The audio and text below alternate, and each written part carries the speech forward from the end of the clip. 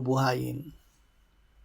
Sapagkat hindi mo iiwan ang aking kaluluwa sa Sheol, ni hindi mo man itutulot na ang iyong banal ay makakita ng kabulukan. Awit 16:10. Ito ay natupad nang si Jesucristo ay muling binuhay ng Ama. Hindi kamatayan ang wakas ng nananalig sa Diyos. Hindi tayo pababayaan ng Ama sa kadiliman. Ang kanyang katapatan ay makapangyarihan kaysa sa libingan. Sa sandali ng mga tila kamatayan, kabiguan, takot o kawalan ng pag-asa, may pangako ang Diyos na pagbangon at buhay na walang hanggan. Ama, salamat na hindi mo kami iniiwan sa kadiliman o sa kawalan ng pag-asa.